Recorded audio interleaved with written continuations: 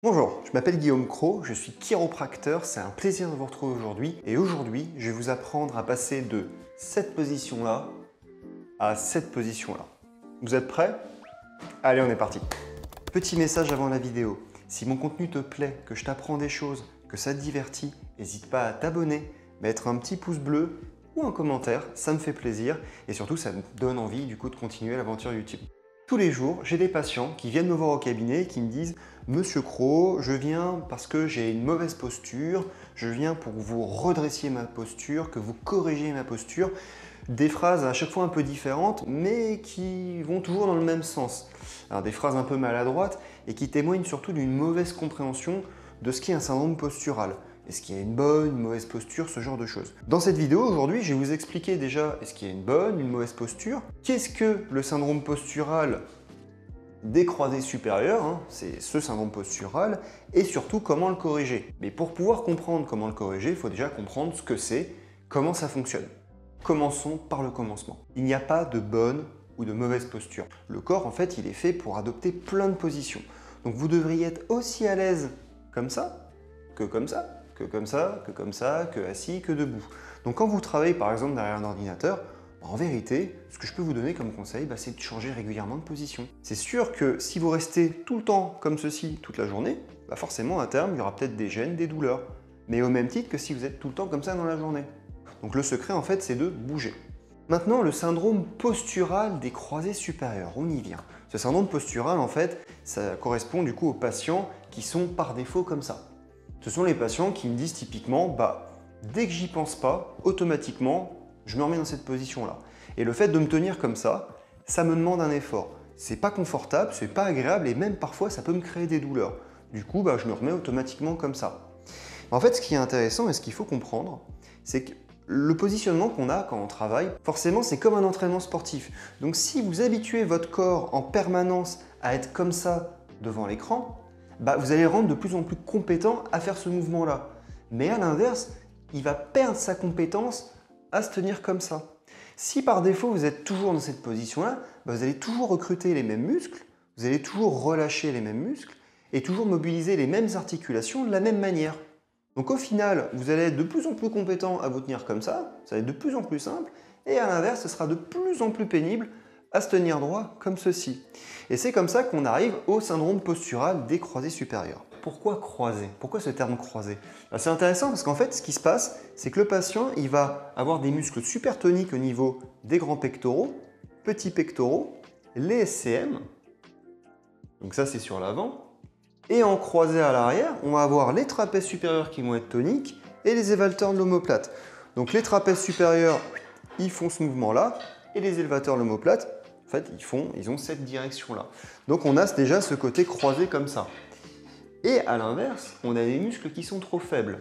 Donc on va avoir les fléchisseurs profonds du cou qui sont trop faibles, et c'est pour ça que la tête, elle part comme ça.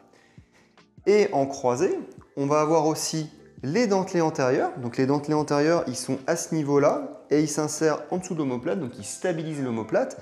Et on va avoir les rhomboïdes. Donc les rhomboïdes, je vous montre, rhomboïdes ici qui vont être trop faibles avec le trapèze inférieur. Voilà. Et du coup, normalement, sur le petit schéma que j'ai dû mettre quelque part par là, je vais le mettre là tout de suite, en fait, vous allez voir du coup ce côté en fait croisé. Donc déjà, normalement, quand vous comprenez ça, vous avez déjà une petite idée de comment traiter ce syndrome postural. Du coup, place à la solution. Donc là, je vous donne une routine d'exercice qu'il va falloir faire au moins pendant 3 à 4 semaines, tous les jours, super important. Et forcément, cette routine d'exercice, c'est la suite logique de l'explication que je vous ai faite tout à l'heure. Premier exercice, donc on va venir faire de la mobilisation articulaire. Vous pouvez utiliser un ballon de yoga et venir chercher juste l'extension tranquillement. Il y a un autre exercice qui fonctionne bien. Je vais venir mettre mes mains dans mon dos comme ceci. Normalement, ça se voit. Main dans le dos, je vais venir recentrer les épaules vers l'arrière comme ceci. Et tout en les gardant vers l'arrière, je vais venir les abaisser. Quand je suis dans cette position-là, donc j'imagine que quelqu'un tire mes mains vers le bas en permanence, et je vais prendre une grande inspiration. Comme ceci. Et je souffle. Les erreurs fréquentes, c'est je mets mes épaules vers l'arrière et vers le haut. Non, il faut juste les mettre purement vers l'arrière et vers le bas comme ceci. Et quand j'inspire, j'imagine qu'on tire un câble au niveau de mon sternum comme ceci. Voilà, ça correspond à une répétition et vous pouvez le faire au moins une quinzaine de fois. Donc là, vous allez redonner de la mobilité au niveau de l'épaule pour l'aider à se recentrer postérieurement et en plus, vous allez travailler l'extension thoracique et l'expansion de la cage thoracique. Donc ça, c'est déjà un exercice qui est super. Ça, c'est pour la partie articulaire. Pour la partie musculaire, donc les étirements. Je vais vous montrer, donc je vais m'asseoir. L'idée est la suivante. On va venir étirer le trapèze supérieur. Donc c'est le muscle qui part d'ici et qui descend là. Je vous montre côté droit, mais vous ferez bien sûr des deux côtés. Donc trapèze supérieur à droite. Je viens pencher la tête à gauche et je tourne la tête à gauche, comme ceci. J'ai pas dit que je faisais ça plus ça. C'est juste ça plus ça. Je pense à bien garder mon épaule basse. Si j'ai du mal, je peux mettre la main en dessous de la fesse comme ceci. Avec ma main gauche, je viens saisir l'arrière de mon crâne et je vais venir tirer la tête tout doucement en direction de mon nez, dans cette direction-là. Donc je me concentre sur le fait de bien garder mon épaule basse et de tracter tout doucement la tête. Et je maintiens la position pendant 20 secondes à peu près. Un étirement, c'est jamais agréable. Mais il ne faut pas que ce soit trop douloureux. Si vous sentez qu'il y a une douleur brusque, une sensation de blocage ou quelque chose de bizarre, vous arrêtez tout de suite l'exercice et vous consultez quelqu'un. Mais ça, c'est valable de toute façon pour tous les exercices que je vous donne. Donc ça, vous faites à droite, à gauche. Pour l'élévateur de l'omoplate, c'est plus ou moins le même exercice. Je vous montre de côté, vous allez comprendre. Donc élévateur de l'omoplate à droite, je penche la tête à gauche, je tourne la tête à gauche, c'est exactement pareil. Là, c'est pas trop grave d'avoir l'épaule haute ou basse, hein, juste vous la relâcher. La main derrière mon oreille comme ceci. Et là, la petite différence, c'est que je vais rajouter une petite flexion au niveau de mon buste. Normalement, vous voyez, là, je fais une petite flexion à ce niveau-là. Et pareil, je vais venir tracter la tête en direction de mon nez. Et le fait, en fait, de mettre une petite flexion, ça va permettre d'engager un peu plus cet élévateur de l'omoplate. Pareil, à peu près 20 secondes. Donc, vous pouvez faire trapèze sup à droite, trapèze sup à gauche, élévateur de l'omoplate à droite, élévateur de l'omoplate à gauche. Autre étirement qui peut être intéressant, étirement des pectoraux. Donc là, on va faire un truc assez simple, hein. Je mets ma main sur l'encadreur d'une porte comme ceci, le buste bien droit, je suis fier. Je tourne mon buste comme ceci. Donc je pars de là et je tourne comme ça, avec le bras à peu près à 90 degrés. Je viens sentir l'étirement au niveau de mon pectoral et je maintiens la position une trentaine de secondes. Voilà, je sens que ça tire. J'ai fait une séance de sport, j'ai des petites courbatures. Voilà, 30 secondes cette position-là et on va venir faire tous les faisceaux du pectoral. Donc je mets le bras vers le bas comme ceci. Pareil, je bombe comme ceci, une trentaine de secondes.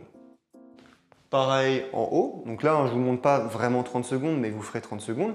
Le bras vers le haut et je tourne. Alors là attention, quand je mets le bras vers le haut, c'est un peu plus désagréable. Si jamais vous sentez des fourmillements, des engourdissements dans les doigts, dans les bras, vous arrêtez, c'est que vous étirez un peu trop fort. Alors dans ce cas, vous pouvez soit arrêter, soit diminuer un tout petit peu l'étirement. D'accord? Parce qu'en fait, on va venir aussi étirer un peu la zone à ce niveau-là, il y a pas mal de nerfs, plexus brachial et tout, et ça peut être désagréable. Du coup, vous arrêtez si jamais ça vous crée des douleurs.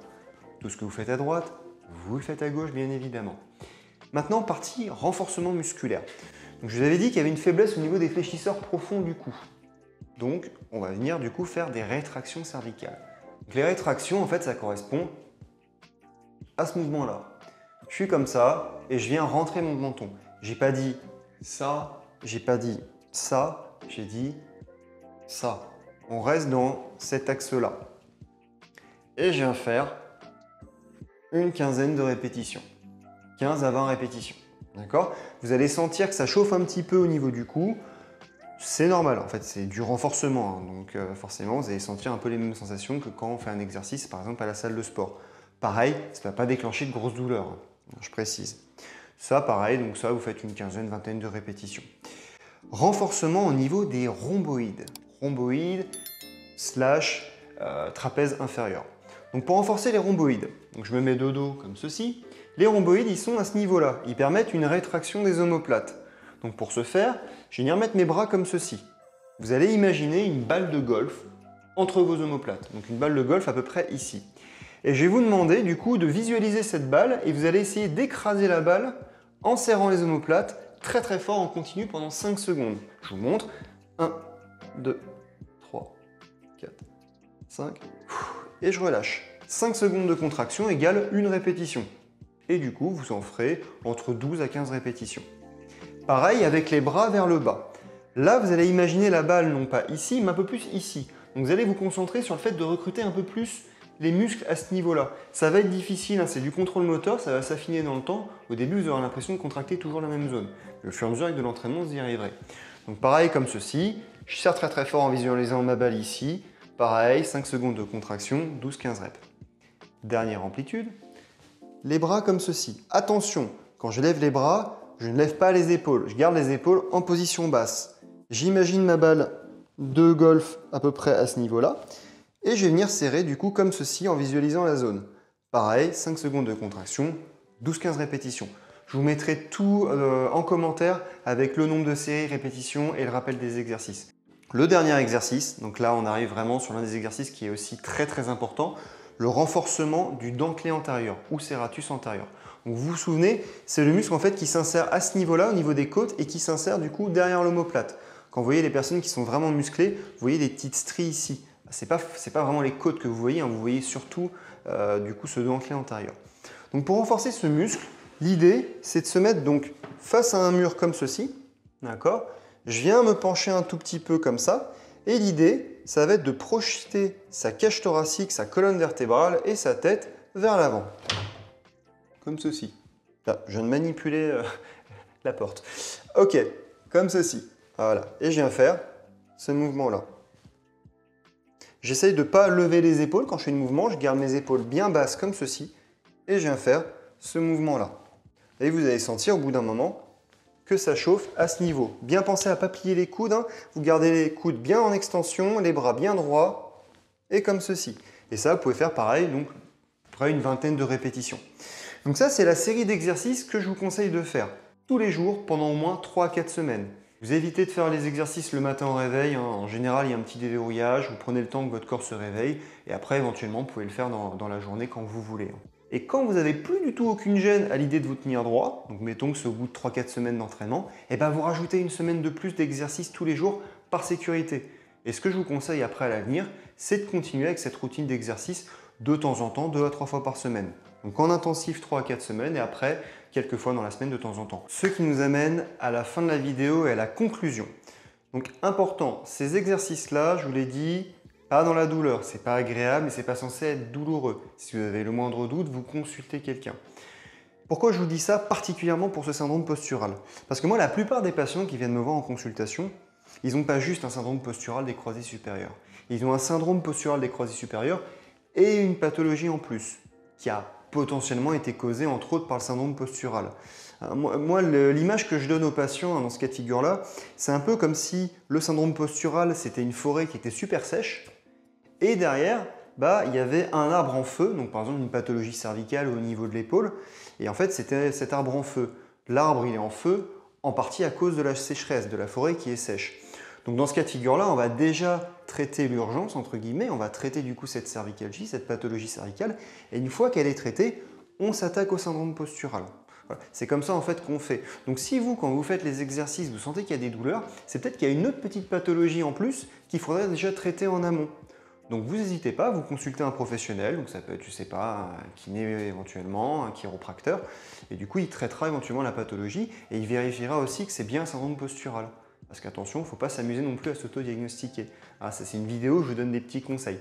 S'il y a des questions, vous n'hésitez pas à les mettre en commentaire. En commentaire, je remettrai et je vais épingler tous les exercices avec le nombre de répétitions séries. Je n'ai pas précisé le nombre de séries. Donc c'est une routine qui est assez complexe en termes de temps. Je pense que ça va prendre au moins une bonne dizaine, quinzaine de minutes. Ça prend un peu de temps. Et forcément, dites-vous que quand on se crée un syndrome postural, on ne se le crée pas comme ça en un claquement de doigts. Ça prend plusieurs mois, voire plusieurs années. Donc forcément, pour venir traiter ça et rendre le corps de nouveau performant et à l'aise dans cette position-là, ça prend un petit peu de temps aussi, hein. C'est comme ça, il n'y a pas de solution miracle, hein. Méfiez-vous de tout ce que vous voyez sur Internet où ils vous conseillent des t-shirts avec des sangles pour vous tenir droit ou des professionnels qui vont vous dire que miraculeusement, en une séance, une consultation sans exercice, vous pouvez corriger entre guillemets une posture. Voilà, tout ça, c'est du bullshit, il n'y a rien de miraculeux, il y a des exercices à faire. Et pour faire les exercices, il faut déjà être suffisamment fonctionnel pour les faire. Voilà.